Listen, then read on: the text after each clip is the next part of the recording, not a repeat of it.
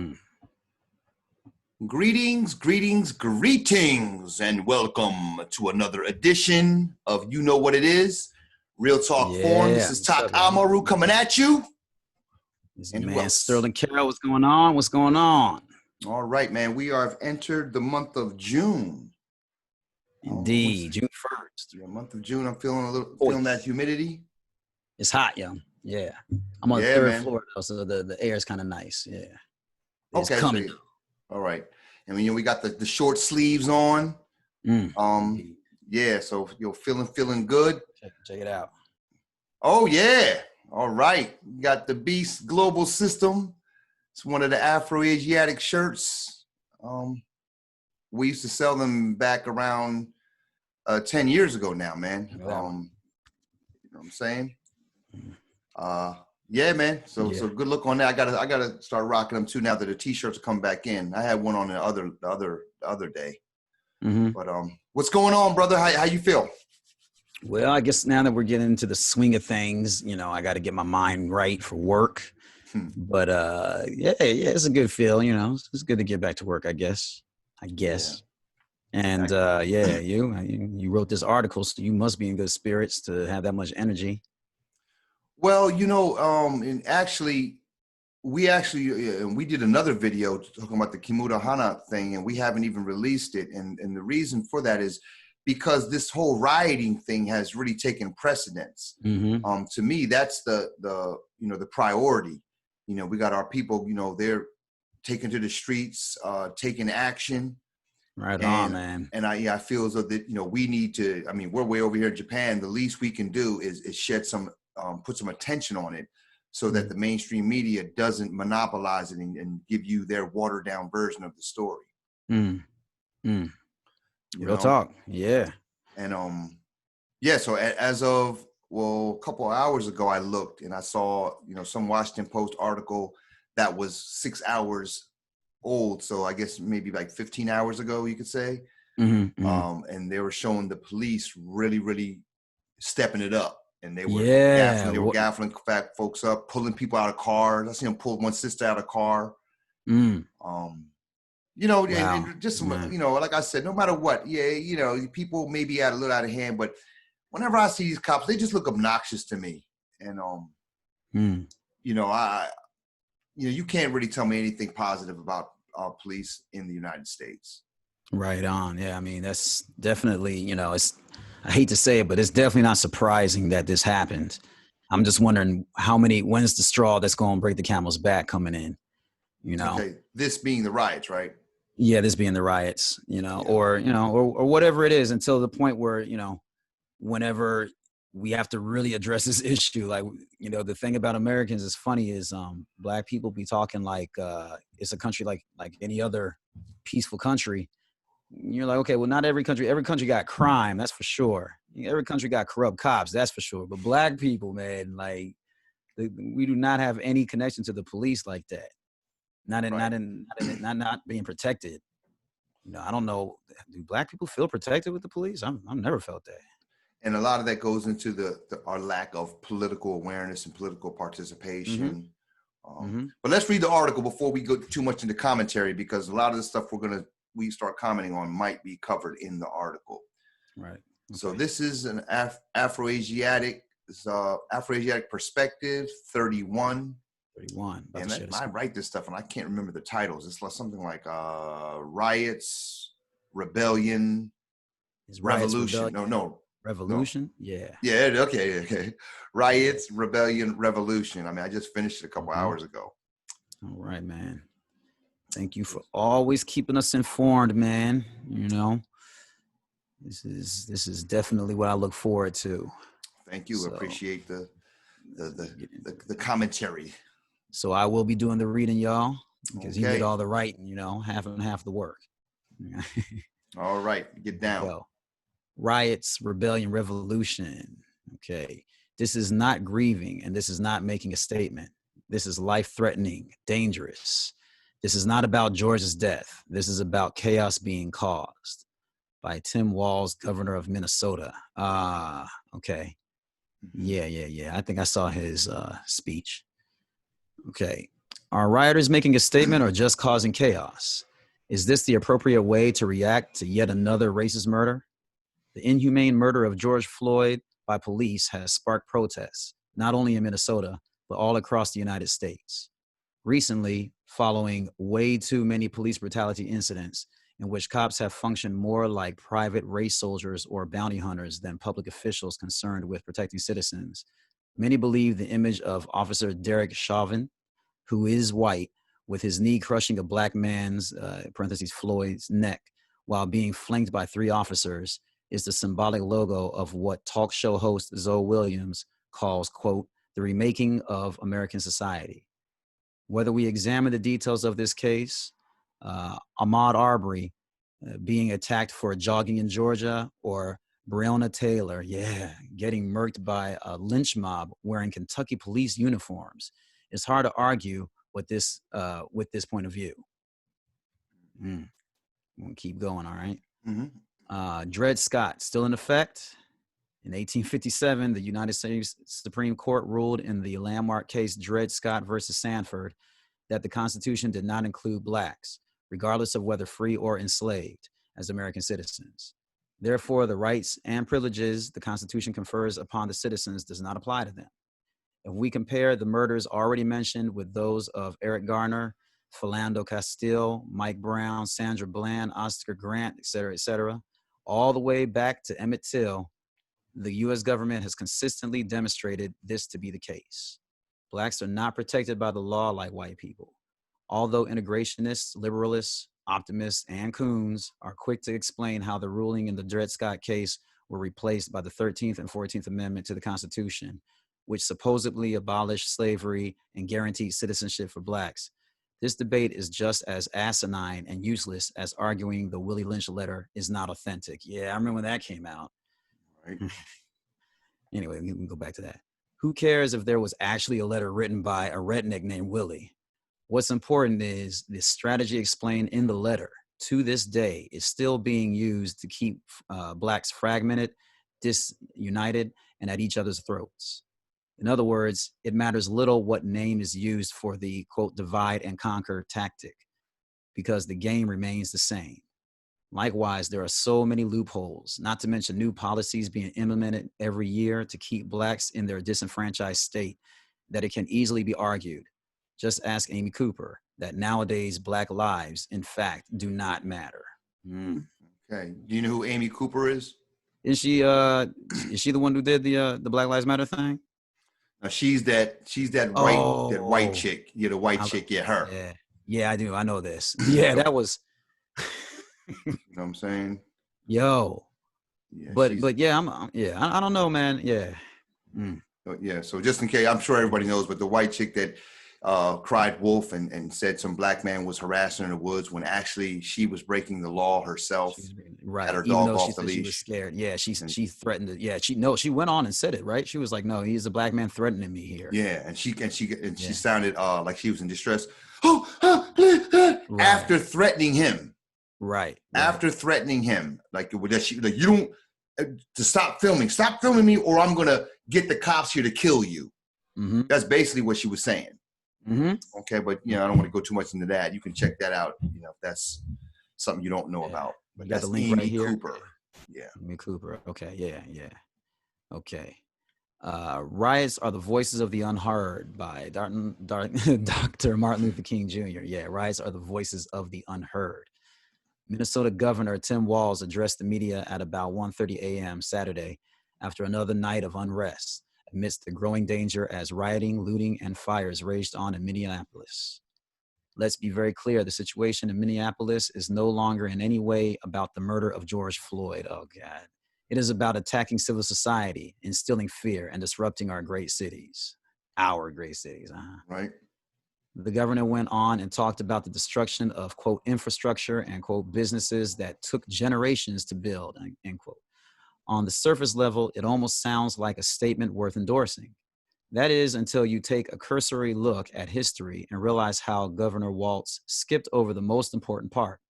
He left out how blacks are at the foundation of the very infrastructure he's referring to. Put another way, Those same businesses he mentioned were established and able to thrive only because of the blood, sweat, and tears freely donated by Black people. And all this occurred on land and with resources that was stolen from them. Damn right.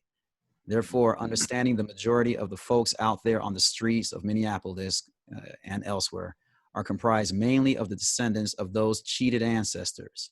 Is this not a form of poetic justice? Politicians, along with historians and journalists, go out of their way to avoid admitting something we already know to be true: the fact that Blacks are indigenous to the Americas.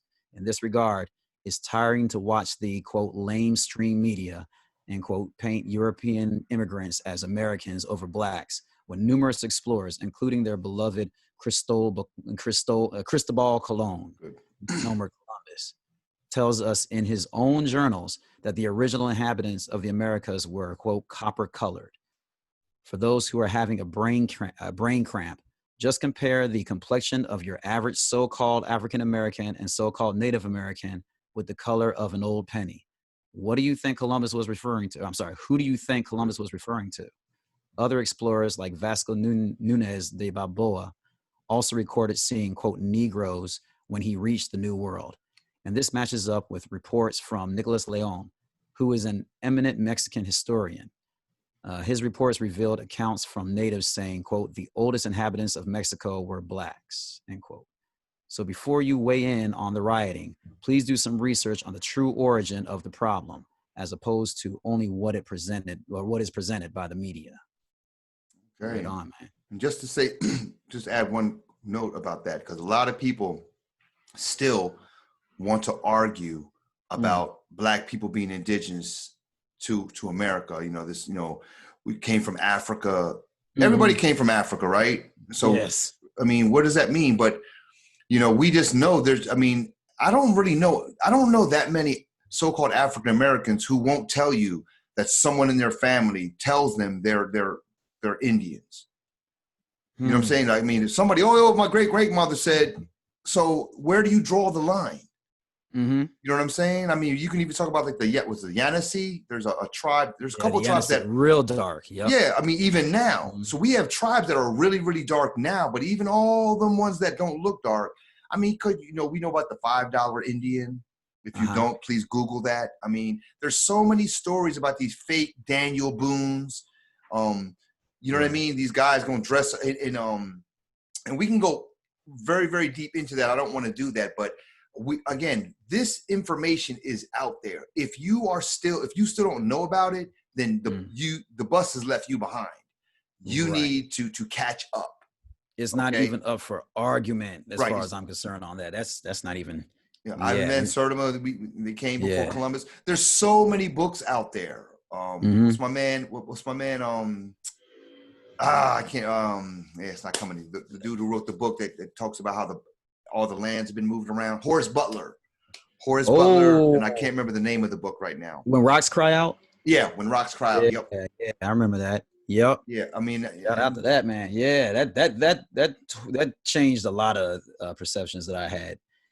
It's what everybody what he just said right now. When people talk about, oh, you're destroying these buildings that took generations and generations. I'm like, from who? Like, who are you talking about? Like, whose buildings are you talking about? Like, you know, like it's definitely that's the seed of where all this strife is coming from, you know, because there's a lot of Black people who still think that it's like a community's building. It's is our community. And you're like, your community been taken a long time ago. Yeah, and a lot of people have no idea, like I said, the way that the Western men, how they moved into communities that were already built, like the farms were already made, everything was already cleared. And because why? Because most of the Native Americans, they died because of disease, right? Because these Westerners were so dirty, all the smallpox. Remember, the bubonic plague wasn't even that before that. These people were dirty, and now they got us. Now they got Black people as the face of all these different diseases, most notably COVID right now. And we're not even going to talk about how you notice that COVID is not even in the news anymore, right? It's not even in the news. This whole the riot stuff has really taken over, And it really just goes to show just how much this really has just been a distraction. Not saying that there's no virus out there, but it served as a distraction more than anything else. Sterling, you there? Okay, I think we lost Sterling. I don't know. Can you hear me, man? 1 2 1 2. I guess not. I'm glad I turned my camera back on. But we'll wait for him to come back in. But yeah, this is just ridiculous. The whole notion that whenever you say black people rioting and they're destroying things, we never mention the fact that they also were the ones who built all this. Okay, none of these, the infrastructure or none of the buildings could have existed if it wasn't for, again, the efforts of black people. These people have stolen everything. They've done everything by violence. And as soon as, and now that they have everything, they're, everybody, there's no more violence. Everybody just be cool. Everybody just be cool. Because yeah, now you're on top. You don't want everybody to do what you did because you came and you took everything by violence. We can go back and look at the incursions of the Hyksos and everything in Egypt, all the invaders that came, Napoleon, all of them shooting off the Sphinx's nose. I mean, these people are savages. So, you know, takes one to know one, I would say. So if these people are out here rioting and you want to try to blame them, you know, we're not just going to sit by the black media, AfroAsiatic media. We're not just going to sit by and just let that go. Okay, I'm over here looking for my man Sterling. I don't know if he got kidnapped or what. He's not coming back into the box. I'm like, where are you at? You know, see where you can send him a text real fast and see what the dilly is. I don't want to have to share my screen and start talking about it.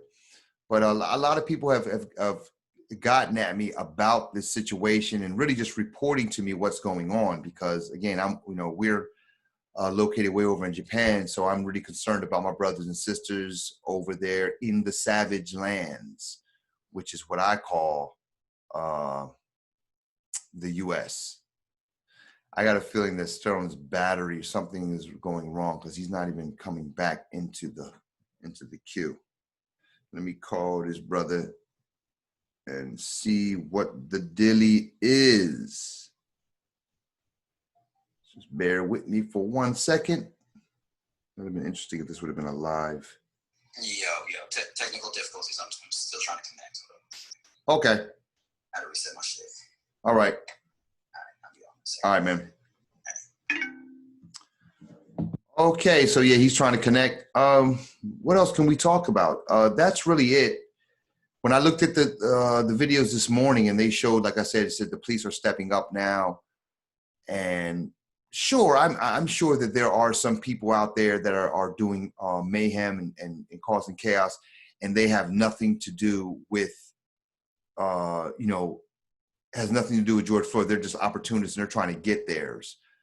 I ain't mad at them either, though. I'm not mad at them either. I'm gonna be honest with you, because like I said, nobody wants to talk about, how everything went down, how everything, came to be. Everybody just wants to act like these white people have always been in charge, and that is not the case. They haven't always been in charge, and it hasn't been that long. It's only been a couple generations, really. And that's why we're in a day and age now that we only can remember what happened maybe 1 or 2 years ago, and that's why they monopolize the control of history and the media to keep us in that frame of mind. All right, brother, welcome back. Thank you. Glad I got the intel of it. I think that's what you just said right there is really where the whole mind fuck is coming from, is who owns what. Do you only feel like it's yours when everything is when you think you're gonna lose it all. You see all these riots and all that. Now it's all the community and all this other stuff. But when it's time to be peaceful, everybody's just trying to get theirs. Right. It's mine. This is my property. Shit. This is mine. Yeah. Get off my property. Yeah. All that now. Yeah. It's our community. That's all. Yeah. You're like, yeah, they're And real good at it. It's real good at it. And, you know, we're all a family when the shit hits the fan. Wow. when you need help, Right. when you need Right. help, you know, everybody look out for me. But you ain't, nobody wants to look out for nobody. I ain't gonna say nobody, but it's just too much of this going on. Right. If you're not if you're not that kind of person, then just shut up. You're not, you know, you don't know what you're talking, and you're not part of it. You know, but you start voicing your opinion about something that you're picking a side, as far as I'm concerned. You know, we're all in it together. Like, who's we? You're talking about the government. You're talking about all that, and you know, I'm not in it with you. Yeah, because we're not all benefiting the same. No way. I mean, Not at all. Let's go. Keep going. Rise to revolution. The last shall be first. For Biblical. a moment. Okay. Yep. Biblical. Yeah. For a moment, let's imagine a world where the system of racism, white supremacy no longer exists. For many colonized subjects, at the very mention of this notion, they may start to feel anxious or even annoyed. This is due to the plethora of traumatic experiences they've been forced to endure in this lifetime, and perhaps others.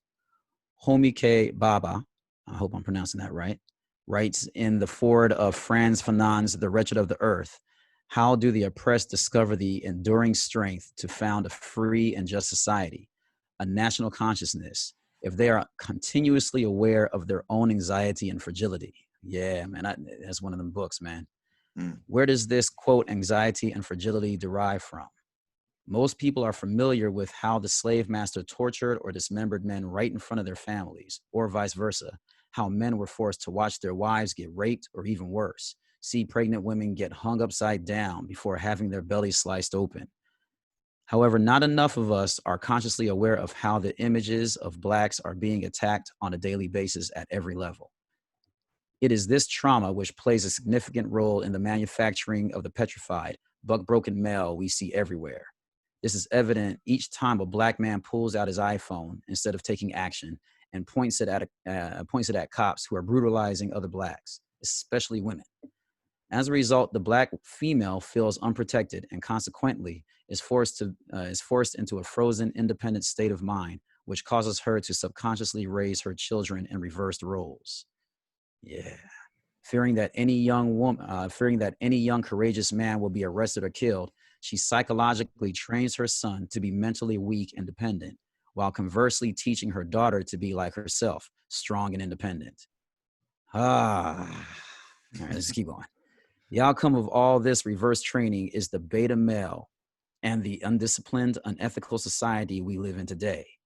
According to the Willie Lynch letter, by continually, quote, throwing the female slave into a psychological state of independence, by killing the protective male image, and by creating a submissive, dependent mind of the male slave, we have created an orbiting cycle that turns on its own axis forever, unless a phenomenon occurs and reshifts the position of the male and female slaves. Whew. That's all the Willie Lynch letter, all in there, man. Yeah, you know. Could the riots be the impetus for the, quote, phenomenon to occur? If not, what is it going to take to snap the majority of Black men out of their cowardice and dependency? In any case, I salute the young warriors who are brave enough to take a stand and do something. Do something. Something. Yeah, there it is. Do something.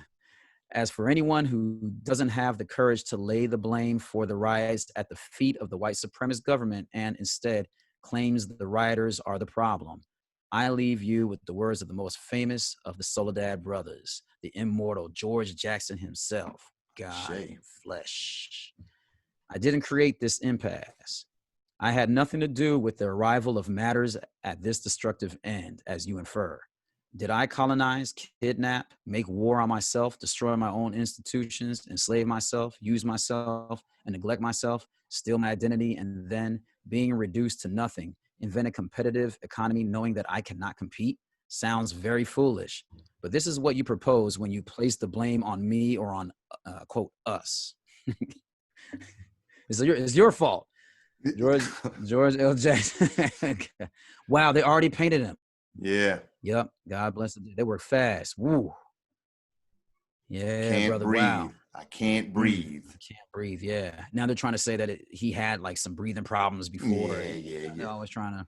Yeah, existing whenever somebody black dies, they're always gonna. It wasn't because they were stepping on his neck, and then they had another angle on the other side of the car came out yesterday, and they show 3 of them with their all stepping on him. Oh, okay. So it wasn't just the one guy, that guy, whatever his name is. I heard on I think Zoe Williams' show, he said all 4 of them. No, Rizza Islam said it. He said all 4 of them. Okay. I didn't see that picture. I saw one where one was standing up and then 3 of them were leaning on him. You know what I'm saying? Yeah, he's just so right. That one right there. Yeah, that one. That's one right there. That one, the second one right there. Yeah, right. I'm clicking it. I couldn't even finish this shit, man. I tried. Like, did you watch the full thing? Not the full thing. Yeah. You just becomes there's too like much. a 5-minute video of it. Yeah, it's like a 5-minute. Yeah. And like I said, and really the thing I'm noticing most, of course, you're noticing the man being killed and being tortured, but these cowardly dudes filming, and you listen to, hey, get off him. You're not even going to go close enough to make them get up. You're just so scared for yourself. And let me not get it twisted. I am not a tough guy. I'm not, I'm not trying to say I'm tougher or stronger or anybody. No, if I go out there, them cops going to beat me up and I'm going to go to jail. I'm not James Bond or anything like that. But I also know that, especially if it were a woman and I sat by and let that go down like that, that might be a reason that later I might commit suicide. I wouldn't be able to live with myself. I wouldn't be able to live with myself. I mean, you if you just run at them, they're going to get up off him.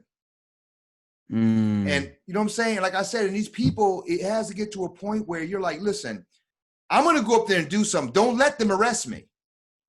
I'm not going to go break the law. I'm not going to go up there and just hit them, but I'm going to go there and do enough to make them get up off this man. You know what I'm saying? And don't let them arrest me. Right. As soon as I do it, I'm going to start coming back here. Don't let them arrest me. Right. You see, I'm not committing a crime. I didn't come here to commit a crime. I'm coming here to protect this man who they're killing. Yeah. They're beating. They're brutalizing. The least you cowards can do is don't let them, if they tase me or you grab me and pull me out of there. Don't let them arrest me. Because that's every time I look at the riots, I'm sitting there saying it. I'm like, there need to be a contingent of people every time they arrest a cop that they come in and get those cops off them. I mean, you have to constantly, and now here's the thing, you're arguing, people who argue about this, oh, you wouldn't do nothing if you was in this situation. I'm like, see, you're trying to project your fear onto me. Right. I'm not saying I want to do something. I'm saying I have to think right now, like, who wants to mentally prepare for some shit like this? But you give me no choice. I have to stay mentally prepared right now and build up the confidence in myself to know that if this situation ever did happen in front of me, like you just said, I would take action. So let's stop arguing about being scared all the time. Like you ain't going to do nothing. I'm like, well, maybe not right now, but I'm starting to think about doing something. I'm getting it in my head right now. I try to visualize it in my head right now. What would I do if this situation was happening right in front of me? Like I said, you just get off, and you start walking toward them. They're gonna defend themselves. You know what I'm saying? They're gonna do something. If enough of us walk over there, they're gonna get up. Like you said, you might get shot. Well, you might get shot. Okay. You might get shot, like you said. You're gonna die of something. Man. And if you like you said, if he died in front of you and you knew you couldn't do nothing about it, that's gonna stay with you forever. How you gonna feel like you called yourself a man? Yeah. I'll never forget that. How are you gonna call yourself a man? Right. That's even scarier. Yeah. When I went to the last time I went to the States, as some of I had some physical challenges. I'm still not 100%, but I'm a lot better now. But when I went, I was still kind of, that was the first, I was really like scared. Am I going to be okay? I was up in the city of New York, in Manhattan. Well, actually I was staying in Queens, but I remember I was taking the subway into Manhattan. And I saw a girl, I think a Latina girl and a black dude get into a fight on the subway. And I was like, I'm in New York. And I remember as I was going down into the subway, I passed, there was some subway cops. They were they were around the corner. So then I turned the corner, and then you can see the platform. And then that's when I saw the fight break out. So the cops were around the corner. They couldn't see it. And when I first saw it, I remember, because, you know, it surprised me. It was like, boom, it just suddenly happened. Yeah. And I was like, what do I do? Because it's just not in me to call the police. Oh, okay. I was like, police. Can you get out? And I'm like, no, I can't, because it was a black. I can't call the police on a black person, on anybody. If it was a white dude, maybe I'll call the police, because I know they're not gonna beat him up. They're not gonna kill him. You know what I'm saying? But if it's a black dude, no matter what, I'm like, nah, you don't know what's gonna happen. So I didn't call it. I was like, what do I do? And then I was like, okay, well, if you're not gonna call the police, you're gonna have to step in and do something. And again, I wasn't feeling that might, but I was like, yo, I started walking up there, and then, you know, the good thing about it was the dude was he was a LGBT guy. He was definitely gay. Or the one who was fighting the woman. Yeah. And the woman was giving it to him. The woman. Oh, snap. She was on some windmill. And she was giving it to him. So, you know, luckily the situation didn't require, because the cops finally did come and they had to get her off of him. And it turns out that he had touched her hair on the train. Well, I listened to what they were talking about. Well, I don't know if it was true or not. Yeah. But my point is that thing suddenly, you know, rushed at me like, well, what are you going to do? And I turned to call the police. Oh, no, I can't do that. So if I'm not going to do that, then I have to stop it. Because all these, you know, you had the people with the cameras up in front of that whole nine. And so I started walking up there. I started, you know, getting as fast as I could. I couldn't run, but I was going to definitely stop him if he would have been beating her up. You know what I'm saying? I just can't, as a man, you know, I can't allow that to go down on my watch. Wow. Yeah. Hey, we're a community. That's the point. Like, you ain't trying to beat him up neither. Like Right. you say, you're trying to stop a situation from escalating and not even bring the police in it. That's the point with the police, is like, you're auxiliary. You're supposed to work with the community. You know, you're basically justifying everything you're doing by saying there is no community here. Y'all, you people can't control yourselves. You can't deal with each other like that. You know, we have to do everything.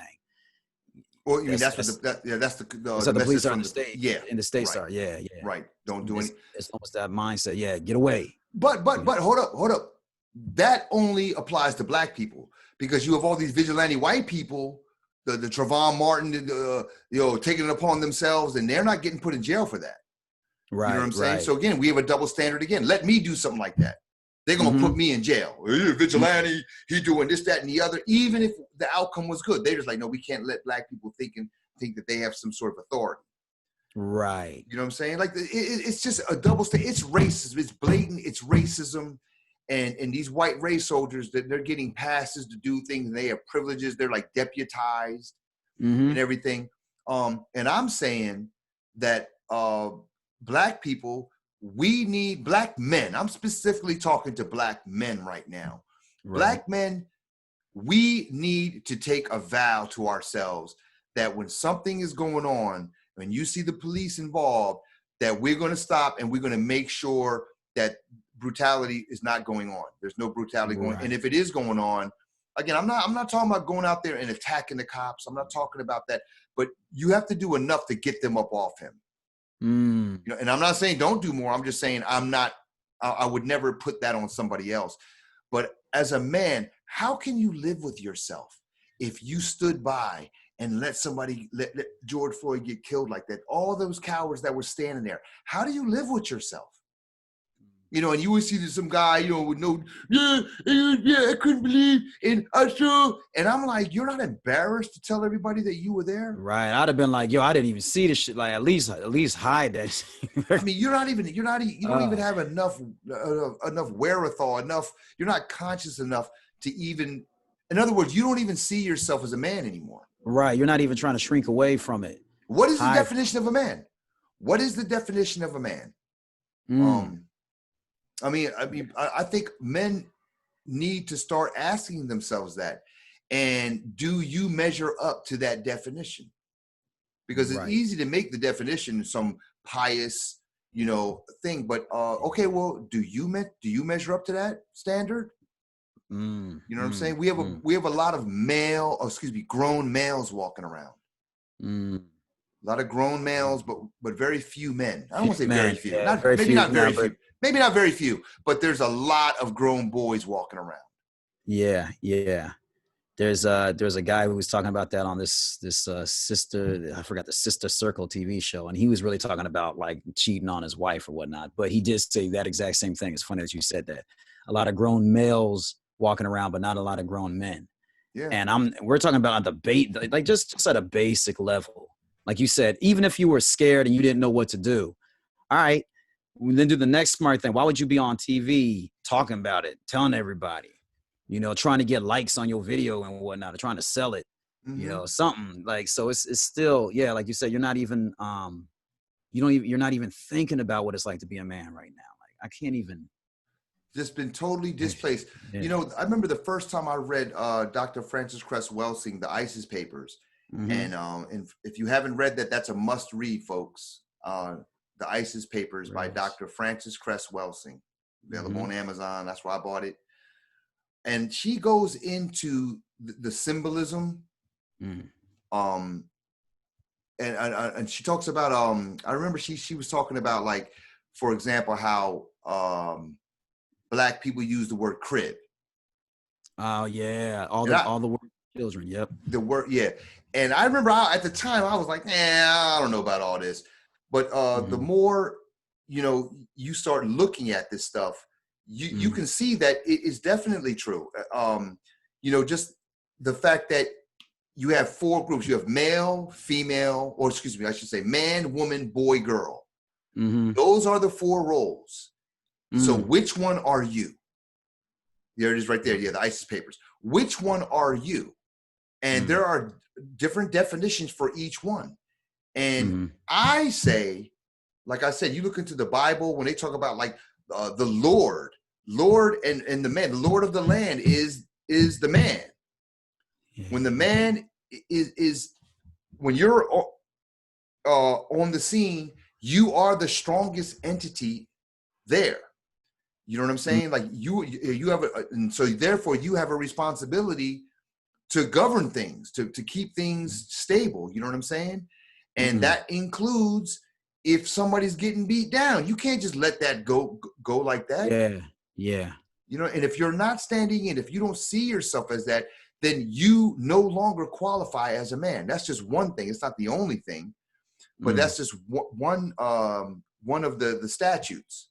You know, 'cause like I said, when I'm around and something's going down, I mean, hey, don't get me wrong. It doesn't mean I jump into every conflict. If there's 2 men fighting, hey, I might see. I don't have nothing to do with that. Maybe I'm not saying it totally, but when it's a clear-cut case, when it's a whole bunch of cops jumping on one Black dude, doesn't have to be cops. Really, if it was just regular people, if it was just people, and you see one little boy getting beat up by a whole bunch of people, you wouldn't do anything. The reason you don't do anything is because you're afraid of the police. You're afraid. So let's just admit it.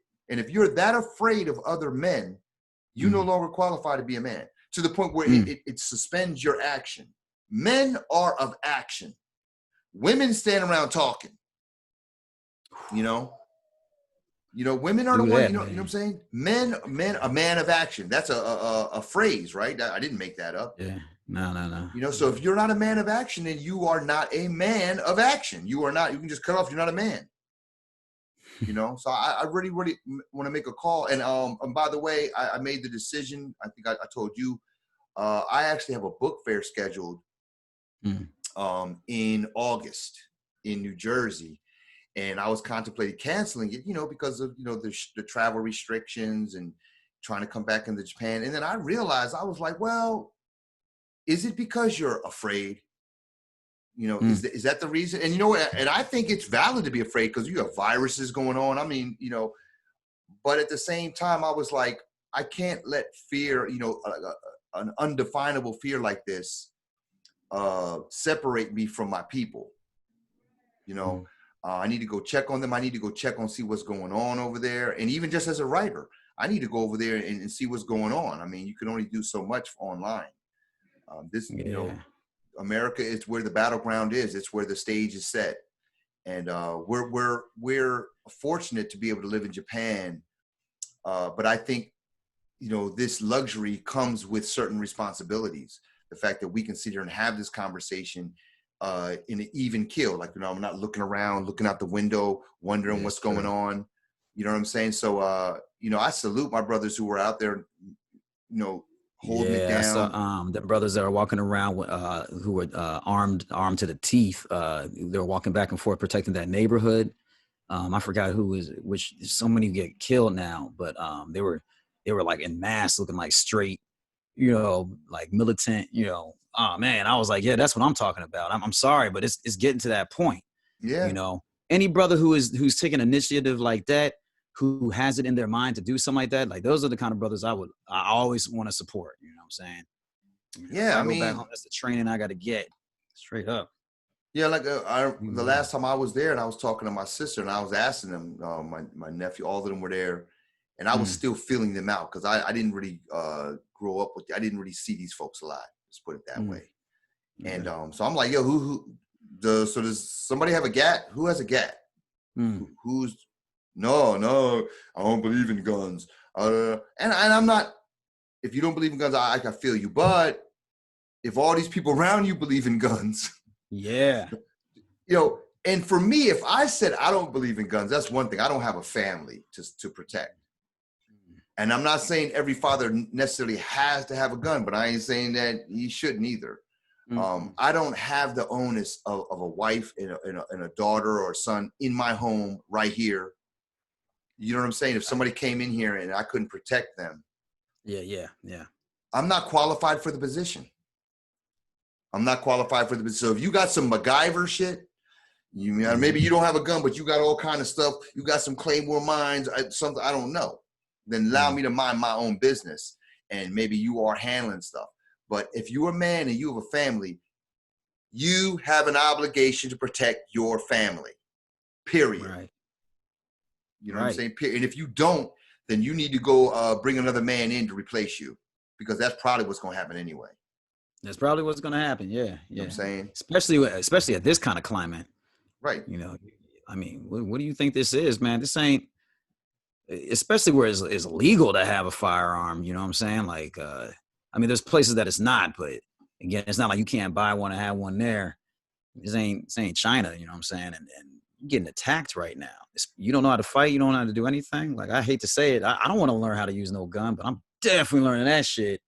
Yeah, I haven't fired a weapon in decades, really. And I never liked them in the first place. But but if I had to go back to the States, if I had to live in the States right now, not only would I try to get, a permit for a weapon, I would try to get the concealed permit, because I'm ex-military. I have no police record.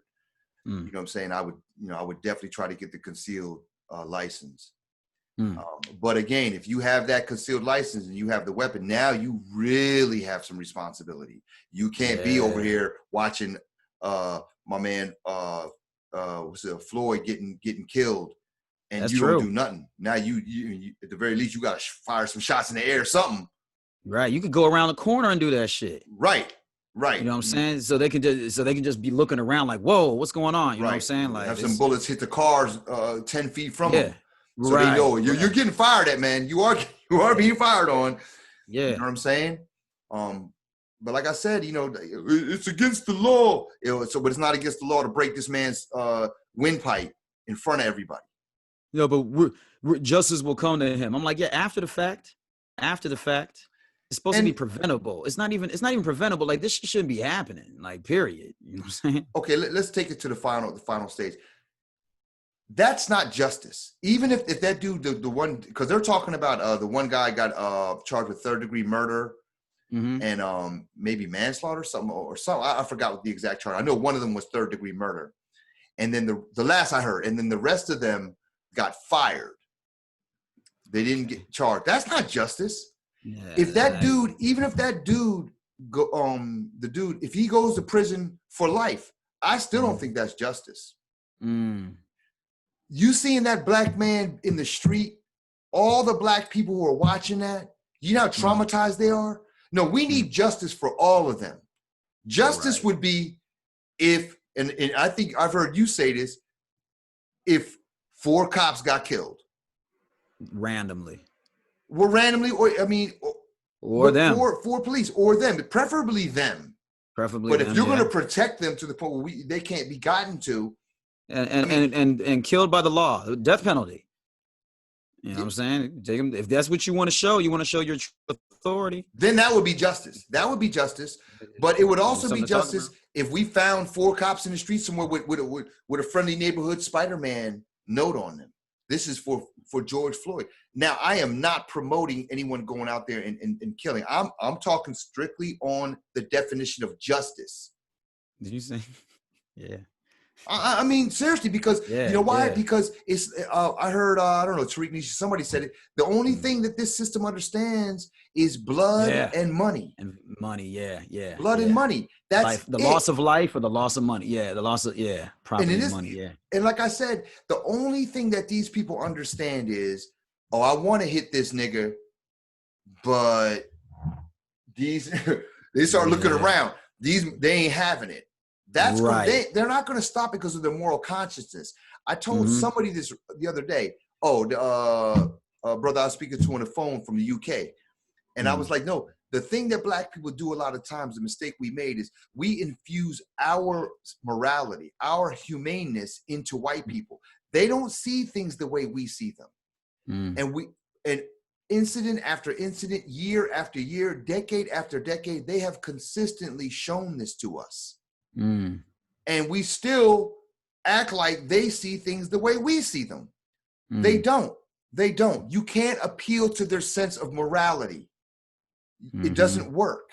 It doesn't work. You're gonna learn the hard way every time. But if 4 cops turned up dead, and I don't mean just 4, it has to be clear that it was because of George Floyd. It has to be on Facebook and Instagram.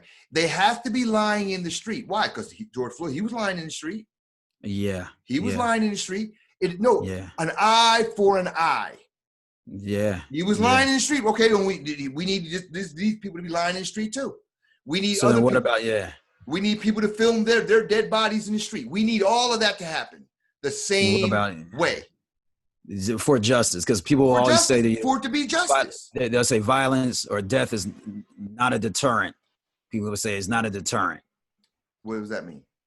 Like it's not a deterrent to end violence or stop. That's not true. That's not true. Huh? That's not true. Oh, thank you for saying that. Yeah, that's not true. That's the only deterrent. Yeah. You know, the other being, if the government was a real government and they quickly extracted them, put them on trial in front of everybody and hit them with the electric chair or life, and everybody saw it, embarrassed them and their families. And then we could clearly see that the government was backing this man. That would be justice. But we know that ain't going to happen. Right. We know that ain't going to happen. And I'm telling you, this is really infusing. I spoke to this brother yesterday. I'm thinking about, shout out to Asir, the Duke of Tears. I think he has a character. I don't remember the name of the character. He has a superhero that I never read it in the comics. I don't know where he told me about it or I read about it, but a vigilante black cop that goes out and kills, a vigilante black man that goes out and kills corrupt cops. Okay, yeah. And I think I'm gonna get with him about that. And maybe I'm thinking about making a character and writing a book about that, writing stories about that, just so we can get this thing off our chest and get this thing moving, because this is ridiculous. This is ridiculous. Yeah. You can just go, like when I go back to the States, I'm putting myself in harm's way. That's how I feel. As soon as you go there, man, no one's going to help you. They got you, especially just going through the airport. That whole airport, get on they're going to make me take this off. Shit. They want to go all through my hair. But when in Japan, they don't ever do that to me. Right. Yeah, they don't check me. The last time, then once they see you, I don't even get my bag checked. And so like when I go there, I guess I need to take this off and have it already out so that, they just want to, like I said, it's all about humiliation. They want to humiliate you. They want to make sure you understand that you are not a sovereign being. Right. Sometimes you get lucky. I got lucky on my way back from on the way back to Vegas from not from Vegas to Cali. No, coming into the States. They didn't. Is the brother who checked my shit, and then the people who went to look through your bag and all. They didn't check my shit neither. I just got through smooth as shit, and I was like, okay, so maybe sometimes on a good day they leave you alone. You know what I'm Well, saying? the Brother, bags, I'll be honest, they don't check my bag because usually they have the dogs there. They don't check my bags so often, but they want to frisk me. They want me to take this off. They want to go through my hair. You know what I'm saying? Yeah, I had it the other 2 times around. Yeah, and that's all humiliation purposes, especially if you go into some of those redneck places, like in the redneck airports.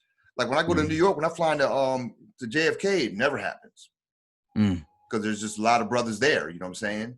Yeah, it's just funny to me, man. It's like, okay, we got to deal with our own people, but this whole we all have to be one human family and come together. I'm like, okay, even if that's the case, we are so far from that. Right.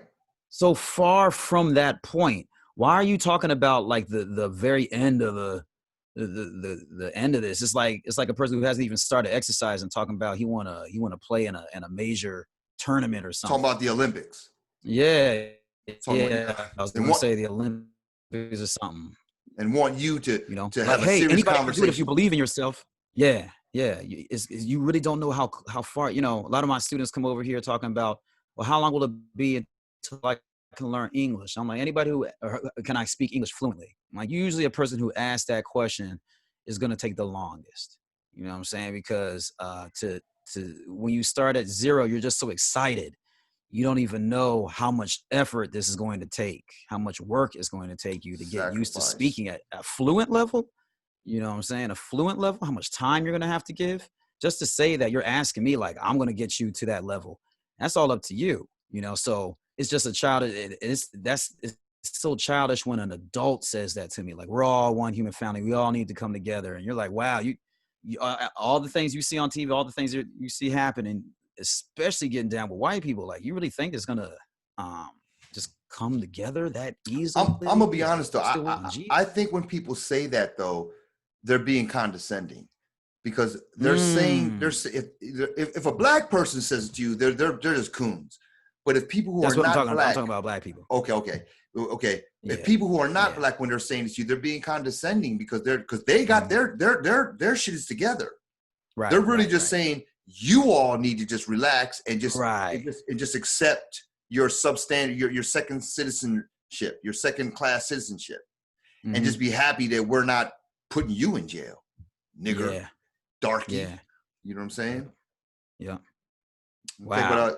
Okay, but as far as I heard Corey Holcomb go as far, he said, God bless that brother, man. Yeah, God bless him, man. He was like, right now I ain't been working. He said, but I'm gonna be honest with you, if my paper game was together, I'd put a hit out on that cop.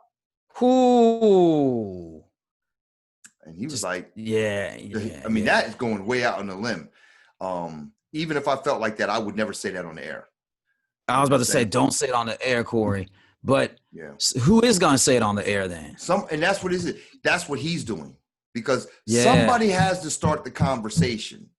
You know what I'm saying? Somebody has to start the conversation, because if these people do not feel like their lives are threatened or is endangered, they're never going to stop. They're never going to stop. In fact, they're going to step it up. That's why I sit here and say, like, I'm looking at the police stepping up their brutality tactic. I think the people, they had 4 or 5 days, they should have been coming up with tactics like, okay, we know they're going to do this. When they do this, we're going to do what? You know what I'm saying? And don't get me wrong, I know there's a lot of people, a lot of opportunists out there just trying to get a new computer out of the situation and all of that stuff. But I can't be worried about them. I can't be worried about them. You know what I'm saying? It is what it is. It is what it is. Because if I was over there, I probably would get something new. And no, I'm just kidding. Because I mean, I'm a consumerist just as much as anybody else. You know what I'm saying? Like I was raised as cattle, so I still got that side of me. Right. Yeah. Still got that side of me. We've been trained that way. I do not want it to get to a violent point. Y'all bringing it on me. You know what I'm saying? Y'all bringing it on us. You can't just be doing violence straight up in front of people and expecting us not to do or say nothing. You can't even say nothing. Like we're supposed to be that scared? Like, nah, you sound like the Gestapo. Sound like And, y'all motherfuckers is yo, stand up and let them see that shirt again, all because right. this is what we're talking about.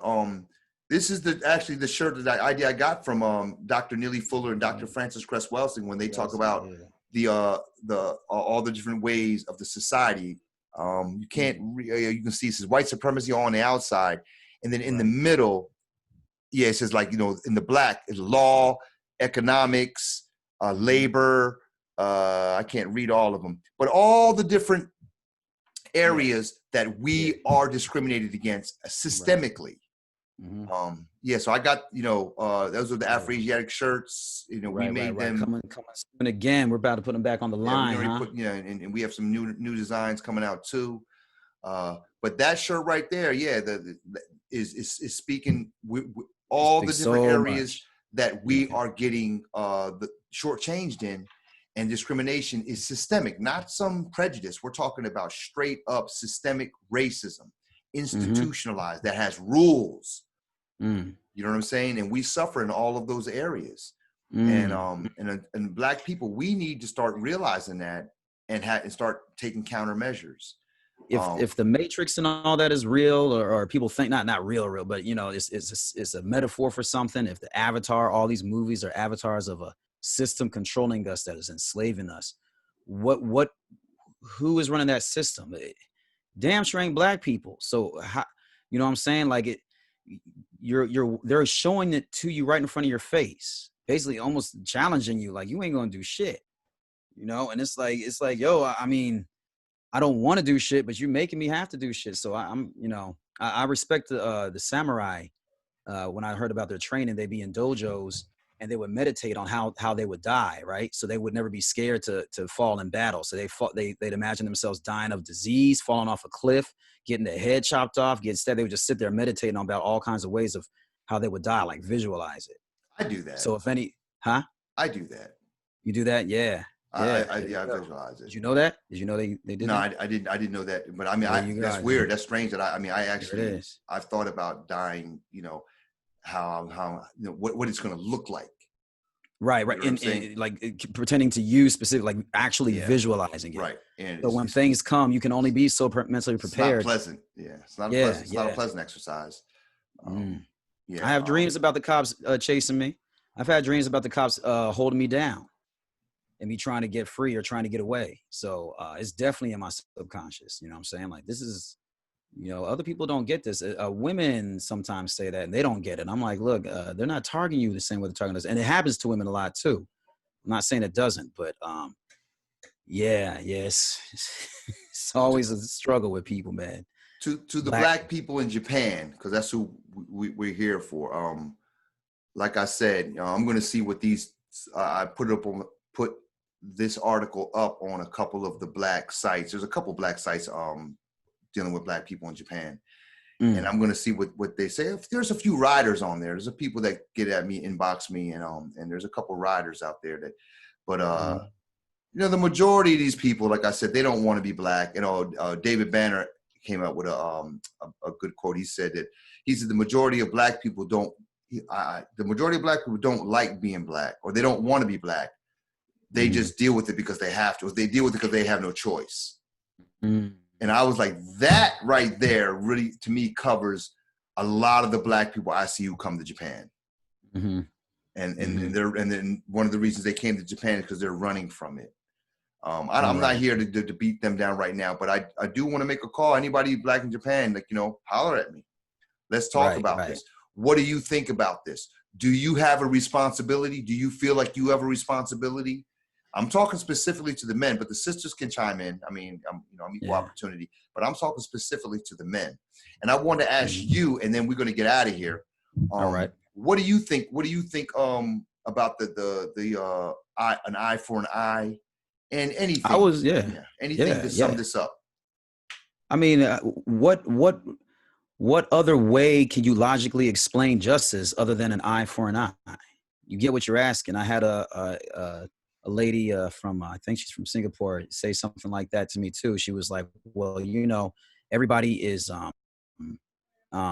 asking for forgiveness. So we need to be kind and forgive and love one another. And I was like, okay, well, there's a lot of people asking for forgiveness, but there's a lot of people that are evil that are asking for straight punishment. And in this world, I really believe in the case of you get what you ask for. So okay, wait, I didn't understand. If you said a lot of people are asking for forgiveness, and there's a lot of Yeah. people who are evil. Yeah, who do evil things. Mm-hmm. And to me, those people are not asking for forgiveness. They're asking for punishment.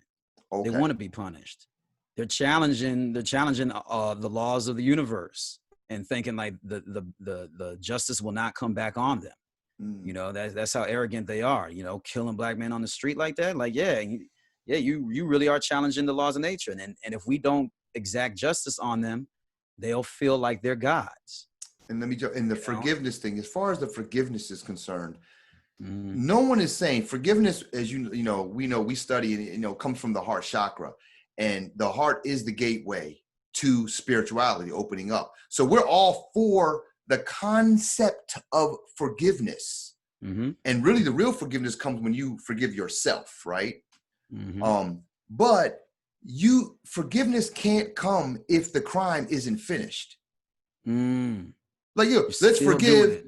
So, but they're going to do it again next week.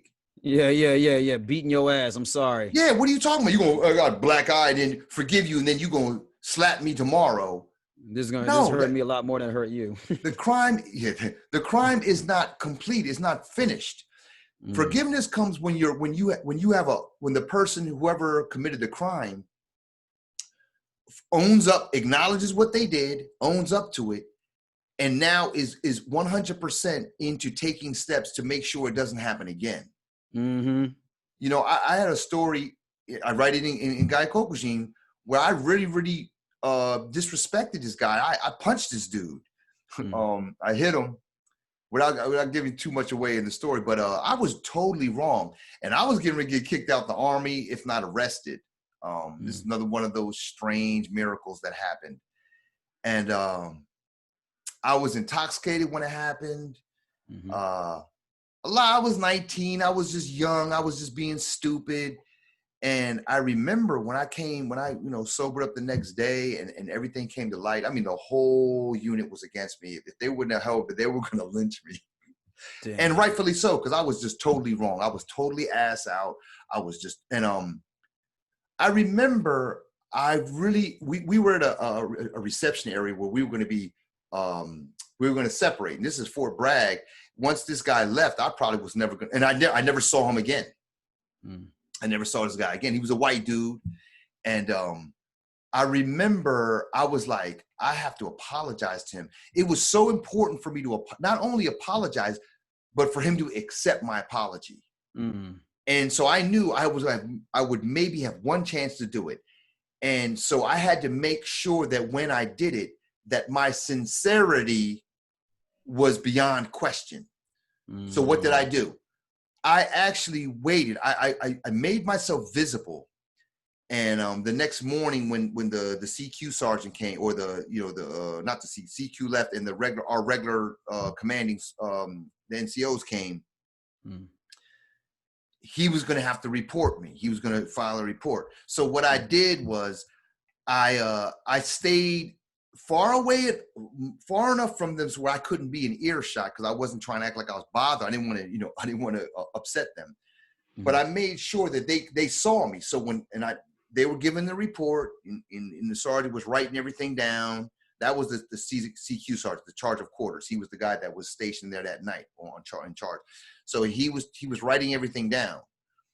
And I waited until they were finished before I approached them, because I wanted to make sure, no, I'm not trying to evade getting in trouble. I deserve to be in trouble.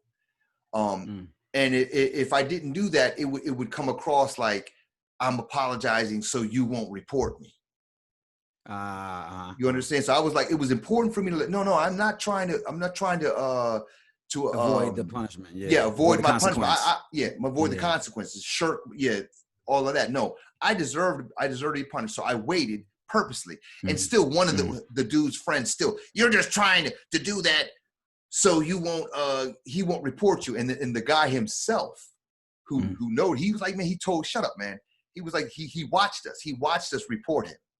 And that is what made him interested. And just to let you know, just to see how this goes, the CQ sergeant, he was like, I asked, specialist, I'm gonna request permission to apologize. And he was taking a big chance. And this was a white dude too. And he was like, because if I would have hit this dude, because it's his duty to protect us, to keep me away. And he looked at me and he pulled me aside and was like, yo, man, if you do anything, he said, I will break your neck myself. And I was like, clear, Sergeant. I really thank you for giving me this opportunity. And like, I'm getting ready to tear up now just remembering this shit. Damn. Because it was really, really important that I did this. And he gave us, he said, I'm gonna give you 10 minutes. And we sat there. Now we both like 19, 18 years old. We kids. And I remember after I apologized, he looked at me. He was like, you know what? He said, 10 minutes ago, I didn't respect you enough to even give you time of day to even listen to what you had to say. He said, but after I watched you sit there and listen and watch us report, I knew that there was something different.